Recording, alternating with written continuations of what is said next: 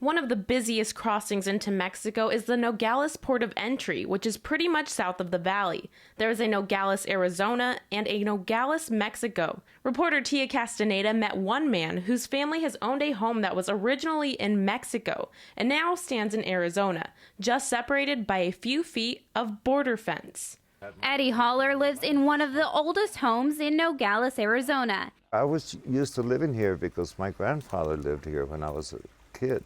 In 1884, Eddie's great-grandfather homesteaded the estate, as you can see here in his handwritten deed. And then in 1912, the year Arizona became a state, Eddie's grandfather built the first house on the property. I used to just love it, and my parents lived across the railroad tracks on the hill, and I used to want to come here all the time. And finally I made it. I built my own house. A house that is within feet of a different country.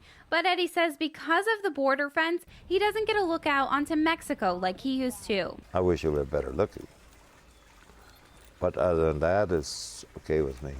Eddie's business partner Sam Saunders lives on the estate and says even though the fence isn't the most attractive backyard, the idea of living within feet of Mexico makes up for the eyesore. I like the idea that it is where it is. It's like, living on a cliff. It's like a totally different deal from there on. Both Sam and Eddie say living so close to the border isn't dangerous and say the negative reputation isn't true. I've never had more protection in my life. Eddie says living in Nogales is like living in paradise, a secluded paradise that is hidden away by trees. But he says he can't imagine having a home anywhere else. To me, it's the last frontier. The sky, the mountains, love it.